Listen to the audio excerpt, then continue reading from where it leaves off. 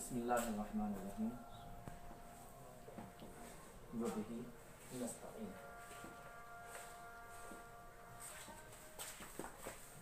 ہماری اس کلاس کا نام عملی مسائل۔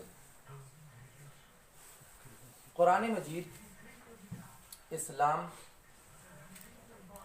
کے مسائل تین طریقے کے ہیں۔ کچھ مسائل کا تعلق اخلاقیات سے ہے، احکام اسلامی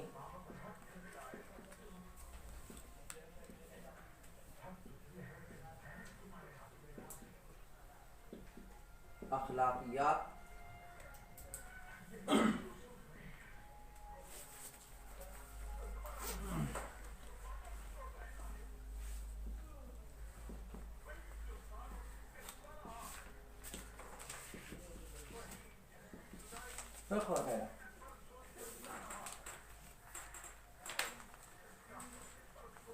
سب سے پہلا اسلام جو ہم سے مطالبہ کرتا ہے وہ ہے عقائد کا۔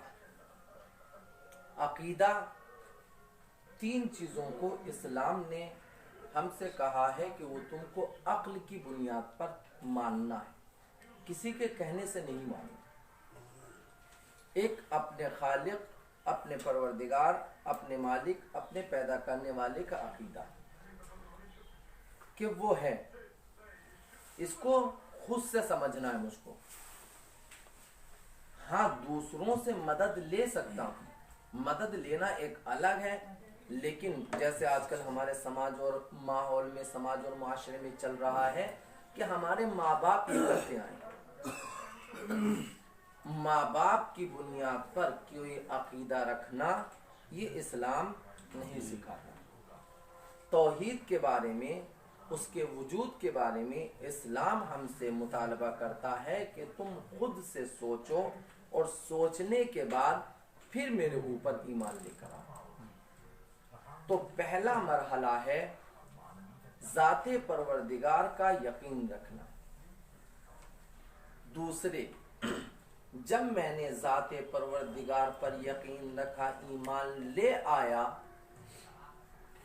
اس کے بعد دوسرا مرحلہ ہے کہ میرے اور تمہارے درمیان کوئی رابطہ ہونا چاہیے، اس لیے کہ میں وجود محض ہوں اور تم مادیات سے بنے ہوئے ہو، تم مجھ تک نہیں آ سکتے، میں تو کوئی ایک رابطہ ہو کہ جو تم کو مجھ سے اور مجھ کو تم سے ملا ہے۔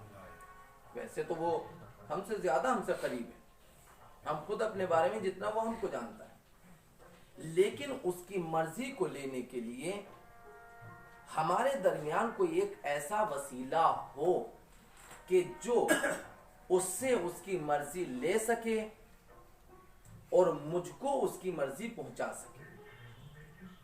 اسی وسیلے کو ہم نبوت کا یا ہدایت کا نام دیتے ہیں، اب چاہے آپ جو بھی نام دیں، یعنی ایک وسیلہ ہو کہ جو اس کی مرضی کو مجھ تک، جب میں نے یہ مان لیا، جب میں نے اس بات کا اقرار کر لیا کہ میرا کوئی پالنے والا ہے، میرا کوئی خلق کرنے والا ہے، مجھ کو کوئی اس دنیا میں وجود میں لانے والا ہے، تو وہ ہے مولا، میں ہوں غلام۔ غلام کی ذمہ داری ہے کہ وہ اپنے پروردگار کی مرضی کو اپنے نگاہوں کے سامنے رکھے۔ ہماری مرضی کوئی مرضی نہیں ہے، یہ میں کسی مقصد کے تحت یہ جملہ کہہ رہا ہوں، ورنہ اس کا عملی مسائل سے کوئی تعلق۔ اس کی مرضی کو میں اپنی مرضی کے اوپر نہیں، میری مرضی کوئی مرضی نہیں ہے۔ مثلا جیسے ہمارے یہاں ہم کام کرنے والے رکھتے ہیں، میں کسی کے یہاں کام کرنے کے لیے، کوئی بھی کام کرنے کے لیے، مثلا میں آیا پڑھانے کے لیے، تو پڑھانے کے لیے جب میں آیا تو جو ادارہ میرے لیے قوانین معین کرے گا کہ آپ کو اس ٹائم سے اس ٹائم تک اور یہ ایسے ایسے پڑھانا ہے، یہ کرنا وہ کرنا ہے، تو ایسی صورت میں اس ادارے کی مرضی کو مد نظر رکھوں گا۔ اپنی مرضی سے میں ایک کتاب پڑھا رہا ہوں، فلاں کتاب، میں پہلا پیج تو پڑھاؤں گا، پھر اس کے بعد 10واں پیج پڑھاؤں گا، بیچ میں مثلا نہیں پڑھاؤں گا، یا میں فلاں وقت پڑھا ہوں فلاں وقت نہیں، جب میں نے اپنے آپ کو یہ مان لیا ہے کہ میں آپ کے یہاں کام کرنے والا ہوں یا میرے یہاں کوئی کام کرنے آیا کہ آپ کو یہ کام کرنا ہے، پھر وہ کام میں اپنی مرضی سے نہیں کروں گا. جو میرا حاکم ہے، جو میرا مولا ہے، جو میرا جس کے یہاں میں کام کر رہا ہوں، وہ جیسے کہے گا ویسے مجھ کو کرنا پڑے گا، اپنی مرضی. مثلا اگر میں نے کھانا بنانے کے لیے کسی کو رکھا تو وہ کہے گا نہیں ہمارے یہاں مرچ زیادہ کھائی جاتی ہے لہٰذا میں تو مرچ ہی نہیں. اگر میرے یہاں آئے ہو تو جیسا ہم کھاتے ہیں آپ کو ویسا، آپ کی مرضی، آپ کو کیا اچھا لگتا ہے وہ معیار. تو قوانین اسلام میں معیار ہماری مرضی نہیں ہے. قوانین اسلام میں معیار، احکام اسلامی میں معیار ہمارے خالق، ہمارے مالک، ہمارے پروردگار کی مرضی.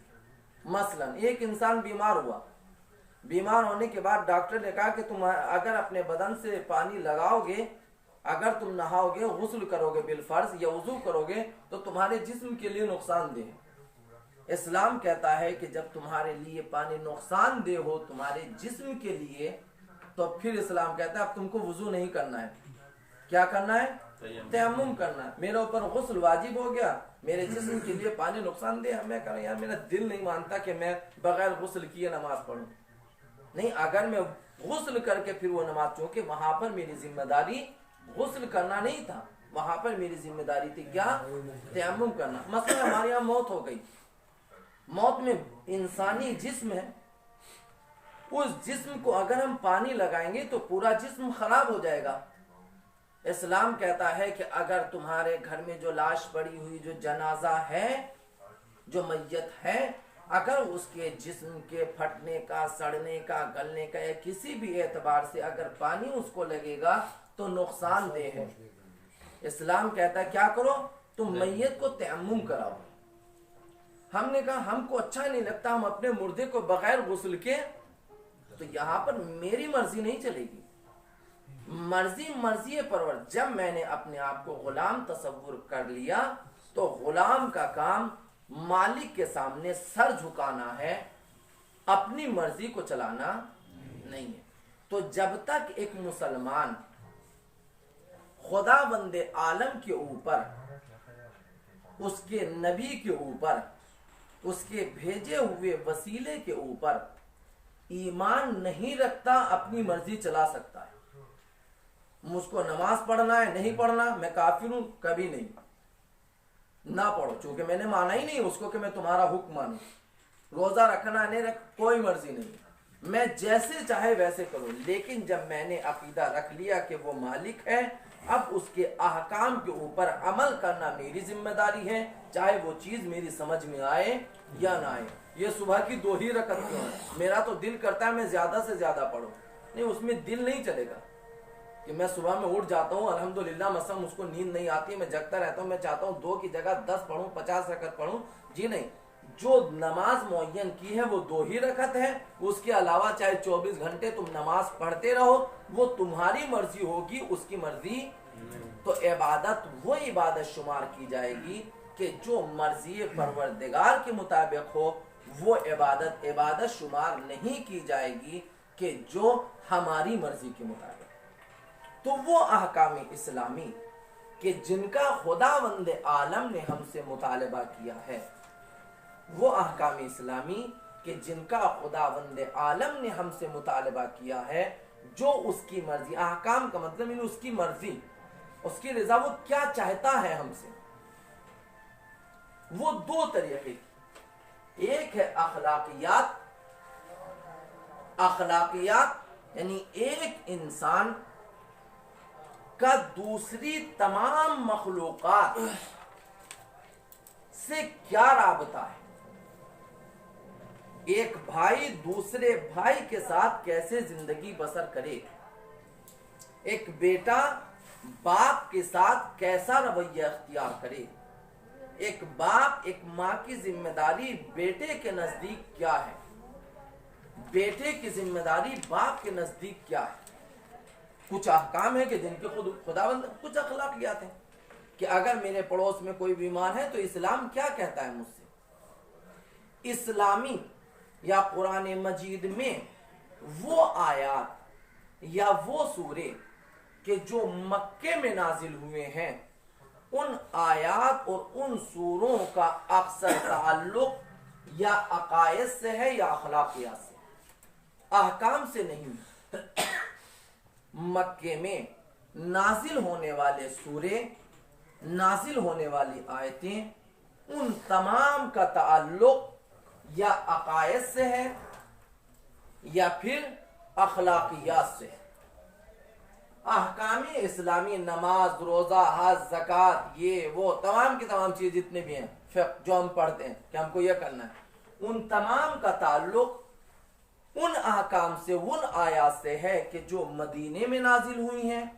اخلاقیات وہاں پر بھی ایسا نہیں کہ بالکل ہی چھوڑ دیا گیا، نہیں اب تم بالکل پکے مصحف، تمہارے لیے اخلاقیات کی ضرورت نہیں، چونکہ مکے میں ابھی کوئی زیادہ مسلمان نہیں ہوئے تھے، چونکہ وہاں پر عقائد پہنچانا تھا کہ ذات خداوندی ہے کہ جس نے ہم کو پیدا کیا ہے، اور دوسری تمام کی تمام چیزیں۔ اب اس میں زیادہ وقت نہ لیتے ہوئے، تو اسلام ہم سے دو چیزوں کا، ایک کا تعلق ہے انسان کا انسان سے، انسان کا دوسری مخلوقات سے تعلق۔ جب دوسری مخلوقات سے تعلق ہو تو وہ کبھی احکام اسلامی یعنی فقہ میں آتے ہیں۔ مثلا جیسے میں نماز پڑھ رہا ہوں، نماز پڑھنے کا ایک تعلق ہے کیا؟ جماعت ہو رہی ہے، ایک تعلق ہے خدا سے کہ میں اس کی بارگاہ میں اس کی مرضی کو انجام دینے کے لیے یہ 2 رکعت نماز پڑھ رہا ہوں۔ لیکن وہیں پر جب نماز پڑھا رہا ہوں تو حکم شریعت یہ ہے کہ جب تم مثلا نماز پڑھ رہے ہو، رکوع میں پہنچے، ایک بندے مومن کو رکوع میں شامل ہونا ہے، اگر اس نے اللہ اکبر کہہ کر کہا یا اللہ اور میں رکوع میں ہوں، تو امام جماعت کو یہ حکم ہے کہ اگر وہ یا اللہ کہہ کر نماز جماعت میں شریک ہونا چاہتا ہے تو تم جو ذکر پڑھتے ہو اس کو تھوڑا۔ تو جہاں پر اسلام مجھ سے یہ کہتا ہے جب وہ اپنی بارگاہ میں بلا رہا ہے تو وہیں پر مجھ کو ایک حکم یہ بھی دے رہا ہے کہ میری بارگاہ میں آ کر تم بندوں کو نہ بھول جانا، اس لیے کہ اسلام خداوند عالم اپنی بارگاہ میں بلا کر بندوں کو بھلانا نہیں سکھاتا، بلکہ اپنی بارگاہ میں بلا کر بندوں کے حقوق کی رعایت کرنا سکھاتا ہے۔ جب یہ بات آگے تو ایک جملہ اور سن، جتنے بھی احکامات اسلامی ہیں اکثر و بیشتر خداوند عالم کو ان احکام کی ہم سے کوئی ضرورت نہیں تھی، اس کو کوئی ضرورت نہیں کہ ہم نماز پڑھیں تو وہ بہت بڑا نہیں، نہ میرے نماز سے اس کی بزرگی میں کوئی تعلق ہو، کوئی اور بڑھنے والا ہے، اور نہ ہی اس کی ذات میں کوئی کمی۔ اگر میں روزہ رکھوں گا تو وہ بڑا ہو جائے گا، نہیں رکھوں گا تو چھوٹا۔ جتنے بھی احکام ہیں اس کی ذات میں، نہ میں ان احکام پر عمل کر کے، نہ پوری دنیا کے مسلمان ان احکام پر عمل کر کے اس کی ذات کو بڑھا سکتے ہیں نہ ہی گھٹا سکتے ہیں۔ خداوند عالم نے جتنے بھی احکام نازل کیے ہیں ان تمام احکام کے ذریعے سے ہم کو سماج اور معاشرے میں زندگی بسر کرنا سکھاتا ہے۔ وہ یہ چاہتا ہے کہ دیکھو میں جو تم کو اپنی بارگاہ میں بلا رہا ہوں، میں تم کو ٹریننگ دے رہا ہوں، میں تم کو آمادہ کر رہا ہوں کہ تم ان احکام کے ذریعے سے سماجیات کو کیسے پورا کرو، سماج اور معاشرے میں کیسے زندگی بسر کرو۔ مثلا مسلمانوں کی نگاہوں میں سب سے عظیم ترین عبادت کیا ہے؟ نماز۔ جب خداوند عالم نے مجھ کو اپنی بارگاہ میں بلایا تو بارگاہ میں بلانے کے لیے اس نے کہا کہ پہلے تمہاری ذمہ داری ہے طہارت، پاک ہونا، نجاست سے پاک رہو۔ جب نجاست سے یعنی نجس سے پاک ہونے کے لیے جو طہارت ہے اس کے لیے خدا نے کہا کہ جب تم میری بارگاہ میں آنا چاہتے ہو تو نماز کے لیے ایک طہارت ہے وضو یا غسل۔ مثلا وضو جو ہم میں سے ہر ایک کہ جب تم میری بارگاہ میں نماز پڑھنے کے لیے آؤ تو تم 2 رکعت نماز پڑھنا چاہتے ہو تو پہلے وضو کرو پھر آؤ۔ جب میں وضو کرنے کے لیے بیٹھا سب سے پہلا حکم آیا وضو کرنا چاہتے ہو؟ کہا ہاں۔ کس چیز سے؟ کہا پانی سے وضو کرنا ہے۔ پانی سے وضو کرنا ہے تو پہلے یہ دیکھو کہ یہ پانی تمہاری ملکیت ہے کسی دوسرے کی ملکیت ہے؟ تمہاری ملکیت ہے تو بسم اللہ۔ اگر تمہاری ملکیت نہیں ہے، اگر تم اس پانی سے وضو کرو گے تو پھر وہ وضو صحیح نہیں ہے، تمہاری ملکیت نہیں ہے، دوسرے کی ہے۔ وہ تم سے اس وضو کرنے کے اوپر راضی ہے یا نہیں ہے؟ اگر راضی نہیں ہے یا تو دوسرے کی ملکیت ہے، جا کر اس سے پہلے اجازت لو پھر وضو کرنا۔ اگر بغیر اجازت کے تم نے وضو کی اور وہ تمہارے اس عمل سے راضی نہیں تھا تو پھر تمہاری عبادت قابل قبول نہیں ہے۔ پانی میرا تھا، لیکن جس میں وہ پانی رکھا ہوا تھا، لوٹا ہو چاہے ٹنکی ہو چاہے کچھ بھی ہو، وہ میری اپنی نہیں تھی، غصب شدہ تھی۔ پانی میرا، لیکن جس میں وہ پانی رکھا ہوا ہے وہ کیا ہے؟ دوسرے کی چیز ہے۔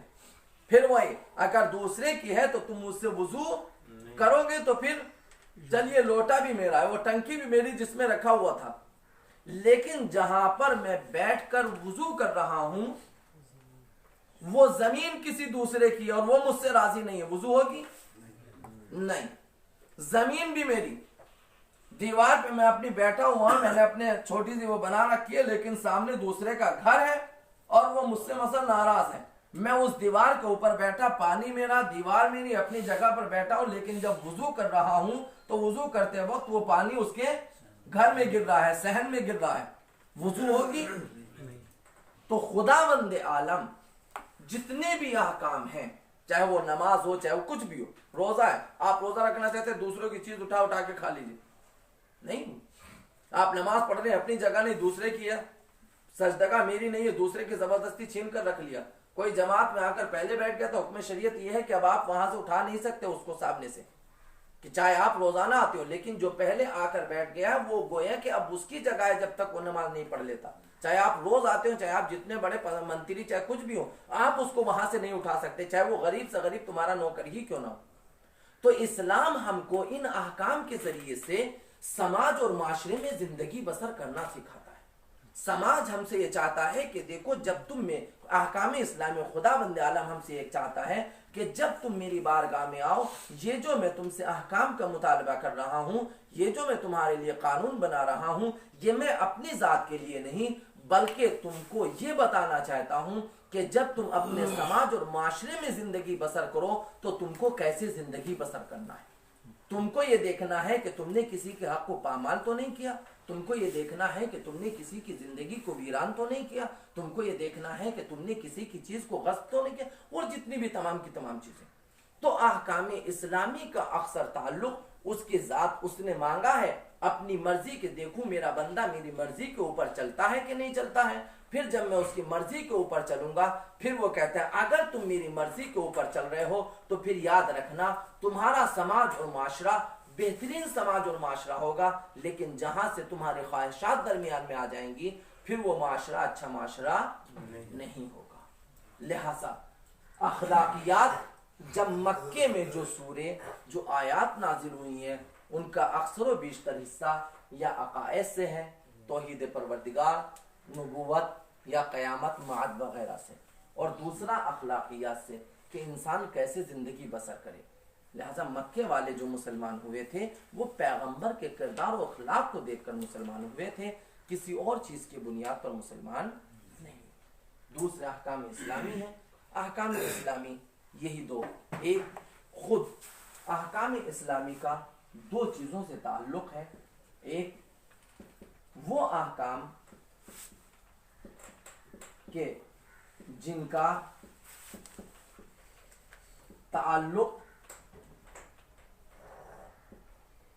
خدا وند عالم کی ذات، یعنی ایسے احکام ہیں کہ جو ہم کو خدا اور میرے درمیان کیا رابطہ ہے، کیا تعلق ہے، اس کو سکھاتا ہے، وہ احکام ہے، جیسے نماز ہے، روزہ ہے وغیرہ، یہ جتنے بھی ہیں۔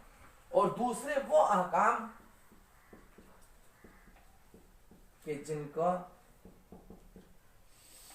تعلق بندے یا دیگر مخلوقات سے کیا تعلق ہے، وہ احکام ہے کہ ایک بندے کا دوسرے بندے سے، ایک بندے کا دوسری مخلوقات سے، مثلا جیسے آپ جب امام علی یا دیگر معصومین کے جو خطبات کے، مثلا جیسے امام علی نے اکثر و بیشتر کہ جب تم زکوٰۃ وصول کرنے کے لیے جاؤ تو جن جانوروں کو لے کر جا رہے ہو جب لے کر آ رہے ہو لے کر جا رہے ہو تو یہ دیکھو کہ تمہارے سامنے دو راستے ہیں، ایک وہ راستہ کہ جو لمبا راستہ ہے، ایک وہ راستہ کہ جو چھوٹا راستہ ہے، لیکن لمبے راستے کے اوپر ہریالی زیادہ ہے، ان جانوروں کو کھانے کے لیے ملے گا، لیکن جو تھوڑا چھوٹا ہے اس پر کوئی بھی کھانے پینے کی چیز نہیں ہے، ان حیوانوں کو اذیت ہوگی، لہذا تمہاری یہ ذمہ داری ہے کہ تم ان جانوروں کو اس راستے سے لے کر آنا کہ جہاں پر ان کو کھانے کے لیے ملے۔ یہ کیا ہے؟ اس انسان کا کہ جو خمس اور زکوٰۃ لے کر آ رہا ہے، اس کا اس حیوان سے کہ جو اس زکوٰۃ کو اس مال کو اٹھائے ہوئے ہے، اس کا اس سے رابطہ کیا ہے، کیا تعلق ہے؟ یہ کیا کہہ رہا ہے کہ تم اس کو اس راستے سے لے کر جانا کہ جہاں پر اس کو کھانے کے لیے ملے، جہاں پر اس کو پینے کے لیے ملے، تم اس کو مارنا نہیں، تم اس کو ستانا نہیں، تم یہ نہ کرنا، تم وہ نہ کرنا، ذبح کرنا چاہتے ہو کا ذبح کرنے کے لیے تم اس جانور کو اس کے بچے کے سامنے ذبح نہ کرنا، یہ اور دیگر تمام کے تمام احکام۔ کیا ہے رابطہ؟ ایک بندے کا بندے سے کیا رابطہ ہے؟ ایک انسان کا دوسرے انسان سے، اگر بندے مومن ہے تو ایک بندے مومن کا بندے مومن کے اوپر کیا حق ہے؟ اگر بندے مومن کوئی دوسرا انسان ہے تو اس کا دوسرے انسان کے اوپر کیا ہے؟ لہذا مولا کائنات امیر المومنین علی بن ابی طالب علیہ السلام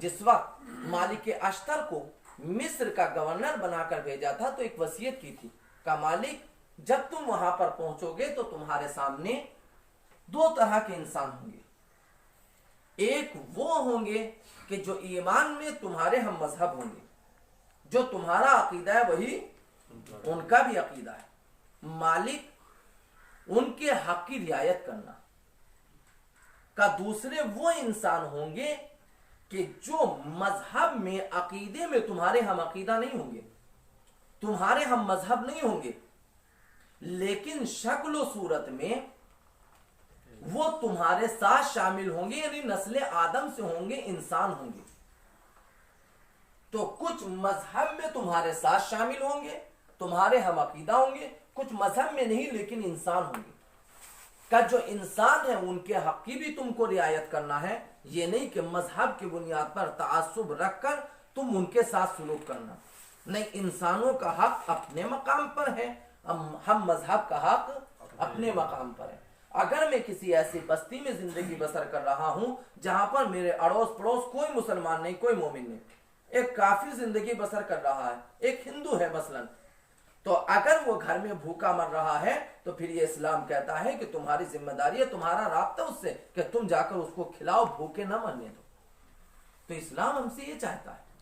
تو ایک خدا سے ہمارا کیا تعلق ہے اور بندے سے بندے کا کیا تعلق ہے؟ ہماری جو گفتگو ہے وہ ان مسائل کے بارے میں کہ ایک بندے کا خدا بند عالم سے کیا تعلق ہے۔